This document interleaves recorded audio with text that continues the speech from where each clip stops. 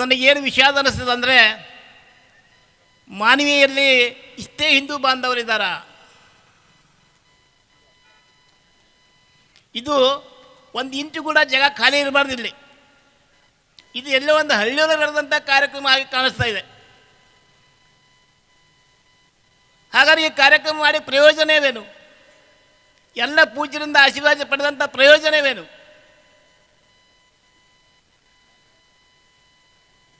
ನಾವು ನಮ್ಮ ದೇಶ, ನಮ್ಮ ಸಂಸ್ಕಾರ, ನಮ್ಮ ಸಂಸ್ಕೃತಿಗೆ ಯಾವ ಕಡೆ ತಗೊಂಡು ಹೋಗ್ತಾ ಇದ್ದೀವಿ? ನನಗೆ ವಿಶ್ವನಾಥರು ಹೇಳಿದರು, ಕುಟುಂಬದ ಬಗ್ಗೆ, ಈಗಿನ ಸಮಾಜದ ಬಗ್ಗೆ ಒಂದು 4 ಮಾತಾಡ್ರಿ ಅಂತ.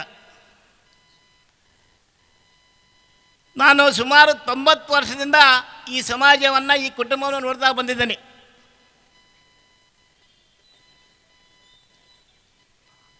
ನಿಮ್ಮ ಮನೆಯಲ್ಲಿ ಬಾಂಧವಗಳೇ, ನಿಮ್ಮ ಮನೆಯಲ್ಲಿ ಹಿರಿಯರ ಫೋಟೋ ಆಗಿದ್ದು, ಅವರ ಬಟ್ಟೆ ಯಾವ ರೀತಿ ಇರ್ತಿದ್ದು, ಅವರ ಸಂಸ್ಕಾರ ಯಾವ ರೀತಿ ಇತ್ತು, ನಾವು ಯಾವ ಕಡೆ ಸಾಕ್ತಾ ಇದ್ದೀವಿ?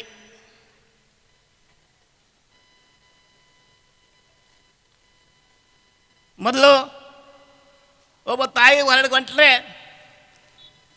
ಆ ಅಮ್ಮನ ತಲೆ ಕಾಣಿಸ್ತಾ ಇದ್ದಿಲ್ಲ. ಆ ಅಮ್ಮನ ನೋಡಿದ್ರೆ ಕೈ ಮುಗಿ ಅಂತ ಭಕ್ತಿ ಬರ್ತಿತ್ತು, ಯಾವುದೋ ದೇವಿ ಹೊಂಟಳಪ್ಪ ಅಂತ. ಹಿರಿಯರು ಎದುರುಗಡೆ ಬಂದರೆ ಎದ್ದು ನಿಂತು ನಮಸ್ಕಾರ ಮಾಡಬೇಕು ಅನ್ನಿಸ್ತಾ ಇತ್ತು.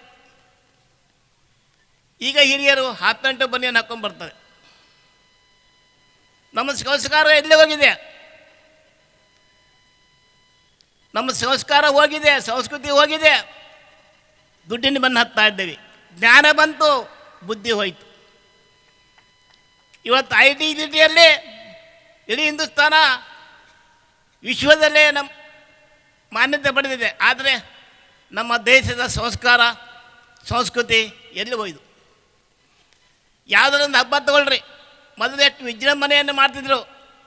ಆದರೆ ಈಗ ನಾಮಕೆ ವಾಸ್ತೆ ಹಬ್ಬ, ಒಂದು 4 ಹೋಳಿಗೆ ಮಾಡೋ, ದೇವರಿಗೆ ಅಡಿ ಹಿಡಿ, ಸಾಕು, ಮುಗಿದೋಯ್ತು. ಮರುದಿವ್ಸ ತಂದು ಮರುದಿವ್ಸ ಗೆಬ್ಬ, ಅದಕ್ಕೆ ಪಾಳೆ ಹಾಸ್ತಾರೆ ಮಂದಿ. ಗಿಬ್ಬಕ್ಕೆ ಮಾತ್ರ ಪಾಳೆ ಹಾಸ್ತಾರೆ.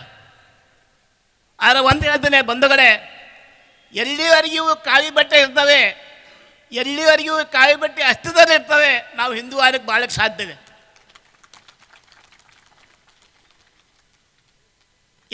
ಯಾವತ್ತು ಈ ಕಾವಿ ಬಟ್ಟೆ ಹಿಡಿದ್ರು ನಾವು ಇರಲ್ಲ. ಬೇರೆ ಧರ್ಮದ ಬೇಕಾದಷ್ಟು ದೇಶಗಳಿದ್ದಾವೆ, ಹೋಗಿ ನೆಲೆಸ್ಬೋದು. ಆದ್ರೆ ನಮ್ಮ ಹಿಂದೂಸ್ತಾನ ಇಡೀ ವಿಶ್ವದಾಗ ನಮ್ಮದು ಒಂದೇ ಹಿಂದೂಸ್ತಾನ. ನಮ್ಮನ್ನು ಯಾರು ಹತ್ಕೋದಿಲ್ಲ, ನಾವೆಲ್ಲರನ್ನೂ ಕರ್ಕೊಂಡಿದ್ದೀವಿ. ನೀವು ಬರ್ತೀಯ, ನೀವು ಬರ್ರಿ, ಅವ್ರಿಗೆ ನಿರಾಶೆ ಕ್ಯಾಂಪ್ ಮಾಡ್ಕೊಂಡು ಕೊಟ್ಟಿದ್ದೀವಿ, ಬೇಕಾಟ್ ಮಾಡಿಕೊಟ್ಟಿವಿ. ಆದರೆ ನಮ್ಮನಿಗೆ ಯಾರು ಕರ್ಕೊಂಡಿದ್ದಾರ? ಇವತ್ತು ಭಾರತ ಅಂದ್ರೆ ಹೊರಗಡೆ ದೊಡ್ಡ ಅಡ್ವಾನ್ಸ್ ಕಂಟ್ರಿ ಕೂಡ ಸೆಲ್ಯೂಟ್ ಹೊಡಿತಾರೆ. ಆದರೆ ನಮ್ಮ ಸಮಾಜ, ನಮ್ಮ ಸಂಸ್ಕಾರ, ನಮ್ಮ ಸಂಸ್ಕೃತಿ ನಶಿಸಿ ಹೋಗ್ತಾ ಇದ್ದಾವೆ. ಬಂಧುಗಳೇ, ಇವತ್ತು ಒಂದೇ ಒಂದು ಎಕ್ಸಾಂಪಲ್ ಹೇಳ್ತೀನಿ. ಮದುವೆ ಸಮಾರಂಭಗಳಲ್ಲಿ ಊಟ ಮಾಡ್ತಾರೆ, ಬಫೆ ಸಿಸ್ಟಮ್ ಅಂತ. ಬಫೆ, ಸಿ ಬಫೆ ಅಂದರೆ ಎಮ್ಮೆ, ಹಿ ಬಫೆ ಅಂದರೆ ಕೋಣ. ಆ ಎಮ್ಮೆ ನಿಂತಂಗೆ ತಿಂದು ನಾವು ಊಟ ಮಾಡಬೇಕು. ಅದರಲ್ಲಿ 20% ಊಟ ಮಾಡೋದು, 80% ಚೆಲ್ಲೋದು. ಆ ಮದುವೆ ಸಮಾರಂಭಗಳಲ್ಲಿ ಚೆಲ್ಲಿದಂಥ ಆಹಾರ ಪದಾರ್ಥಗಳನ್ನು ನೋಡಿದರೆ ಮತ್ತೊಂದು ಮದುವೆ ಆಗ್ತದೆ. ಈಗ ನಾವೇನು ತಿಳ್ಕೊಂಡಿದ್ದೀವಿ ಅಂದರೆ, ಆ ಊಟವನ್ನು ಚೆಲ್ಲಿದ್ರೆ ಅದೊಂದು ಫ್ಯಾಷನ್. ಮನೆಯಲ್ಲಿ ನಮ್ಮ ಮಾತೃಭಾಷೆಯಲ್ಲಿ ಮಾತಾಡಿದ್ರೆ ನಮ್ಗೆ ಅಸಹ್ಯ. ಬೇರೆ ಭಾಷೆಗೆ ನಾವು ಇಷ್ಟು ಯಾಮೋ ಹೋಗಿದ್ದೀವಿ.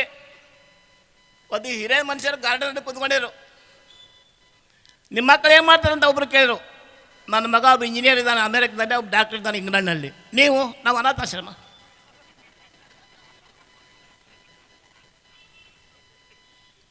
ನೀವೇನಿದ್ರೆ ನಾವು ಅನಾಥಾಶ್ರಮ.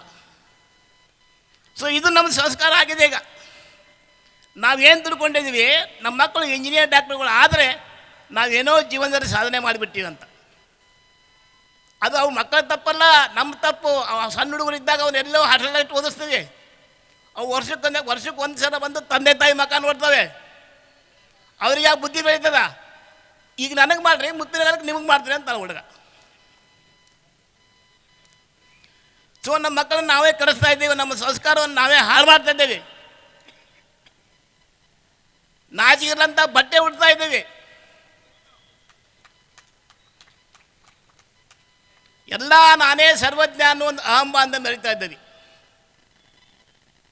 ನಮಗೆ ಏನು ಗೊತ್ತಿದ್ರೆ ಅಷ್ಟೇ ಗೊತ್ತು, ಇಡೀ ಪ್ರಪಂಚಕ್ಕೆ ನಾನಾ ಮಾರ್ಗದರ್ಶಕ ಎಲ್ಲ ನನಗೆ ತಿಳಿದಿದೆ. ಇದು ಹೋಗ್ಬೇಕು. ಎಲ್ಲರೂ ಒಂದು ಬಟ್ಟಲಿನಿಂದ ಕೂತಿಳಿದಂಗೆ 5 ಬಟ್ಟಲಿಗೆ ಎತ್ತಿದಂಗೆ ಹೆಂಗ? ಎಲ್ಲರೂ ಒಂದು, ಎಲ್ಲರೂ ನಮ್ಮ ಬಂಧುಗಳೇ. ನಮ್ಮ ರಾಜೇಂದ್ರ ಸರ್ ಹೇಳಿದರು, ಬಸವಣ್ಣವ್ರು ವಚನದಾಗ ಭಾಳ ಚಂದ, ಇವು ನಾರವ ಅನ್ನೋದರೇ ಅಂತ. ಅದನ್ನು ಯಾವಾರ ಪಾಲಿಸ್ತೇವ? ಇಲ್ಲ. ಒಂದೇ ಸಮಾಧಿಗೆ ಇದ್ಕೊಂಡು 2 ಅಂಗಡಿ ಬಗಲ ಇದ್ರೆ ಅವ್ರ ಅಂಗಡಿಗೆ ಹೋಗ್ಬೇಡ್ರಿ, ಮೋಸ ಮಾಡ್ತಾರೆ, ನಾವು ಕಲಿಸ್ಕೊಡ್ತೀವಿ. ಹಾಗಾದರೆ ನಮ್ಮ ಹಿಂದೂ ಸಮಾಜ ಯಾವಾಗ ಮುಂದುವರಬೇಕು, ಹಿಂದೂ ಧರ್ಮ ಯಾವಾಗ ಮುಂದುವರಿಬೇಕು? ಸೊ ಈ ಗತಿ ಬಂದರೆ ಸುಮಾರು ಹಿಂಗೆ ಇನ್ನೊಂದು 40 ಅಥವಾ 50 ವರ್ಷ ಕಳೆದ್ರೆ ಎಲ್ಲಿ ಹಿಂದೂ ಹೋಗಿ ಮತ್ತೆ ಯಾವುದು ಸ್ಥಾನ ಆಗ್ತದೆ ಗೊತ್ತಿಲ್ಲ. ಅದಕ್ಕೆ ಬಂಧುಗಳೇ, ಇಂಥ ಸಮಾವೇಶ ಅಥವಾ ಇಂಥ ಪೂಜ್ಯರ ಮಾರ್ಗದರ್ಶನ ಅತಿ ಅವಶ್ಯ. ಸುಮಾರು 8 ವರ್ಷದಿಂದ ಒಂದು ಸಲ ಮಾಡಿದ್ದೀವಿ. ಆವಾಗ ಮಂತ್ರಾಲಯ ಶ್ರೀಗಳು ಬಂದರೆ ನಿಮಗೆಲ್ಲ ಆಶೀರ್ವಾದ ಮಾಡಿದರು. ಆವಾಗಿನ ಕಾರ್ಯಕ್ರಮ ಬಂದವರಿಂದ ಗೊತ್ತಿಲ್ಲ. ಸೊ ಇವತ್ತಿನ ದಿವಸ ನಾವೆಲ್ಲರೂ ನಮ್ಮ ಚೀಕರಪರಿಗೆ ಪೂಜ್ಯರು ಹೇಳಿದಂತೆ ನಾವೆಲ್ಲರೂ ಒಂದು, ಅಂದು ಒಂದು, ಇಂದು ಒಂದು, ನಾಳೆ ನಾವೆಲ್ಲರೂ ಒಂದು. ಒಬ್ಬರಿಗೊಬ್ಬರು ಸಹಾಯ ಮಾಡೋಣ, ಒಬ್ಬರಿಗೊಬ್ಬರು ಸಹಕಾರ ಮಾಡೋಣ. ನಮ್ಮ ಸಮಾಜದಲ್ಲಿ ಹಿಂದೂ ಧರ್ಮದಲ್ಲಿ ಕೋಟ್ಯಾನುಗಟ್ಟಲೆ ಬೇಕಾದ ಜನ ಇದ್ದಾರೆ, ಆದರೆ ಮತ್ತೊಬ್ಬರಿಗೆ ಪರೋಪಕಾರ ಮಾಡುವಂಥ ಬುದ್ಧಿ ಬರಲ್ಲ. ಯಾಕಂದರೆ ಪಾಪಿಯ ದುಡ್ಡು ಪ್ರಾಯಶ್ಚಿತ್ತಗಲ್ಲದೆ ಸತ್ಪಾತ್ರಕ್ಕೆ ಸಲ್ಲದಯ್ಯ ಕೂಡಲ ಸಂಗಮ ದೇವ ಅಂತ ಹೇಳಿ ಆ ಪಾಪದಿಂದ ಕಳಿಸಿದ ಪಾಯಶ್ಚಿತ್ತೇ ಹೋಗೋದದು. ಸೊ ಅದಕ್ಕೆ ಯಾರಿಗೆ ಯೋಗ್ಯತೆ ಇದೆ ಅವರು ಸ್ವಲ್ಪ ದಾನ ಧರ್ಮ ಮಾಡಿರಿ. ಇಂಥ ಪೂಜ್ಯರ ಮಠಗಳನ್ನು ಏನು ನಿಮ್ಮ ಸಲುವಾಗಿ ದುಡಿತಾ ಇದ್ದಾರೋ ಅವರಿಗೆ ಪ್ರೋತ್ಸಾಹ ಕೊಡ್ರಿ. ಕಾಯಿ ಬಟ್ಟೆಯನ್ನು ಎಲ್ಲಿವರೆಗೂ ಕಾಯಿ ಬಟ್ಟೆ ಇರ್ತದೋ ಅಲ್ಲಿವರೆಗೂ ನಮ್ಮ ಹಿಂದೂಸ್ತಾನ ಇರ್ತದೆ, ನಾವು ಹಿಂದೂಗಳಾಗಿರ್ತೇವೆ ಅಂತ ಹೇಳುತ್ತಾ ಎಲ್ಲರಿಗೂ ಶುಭವಾಗಲಿ.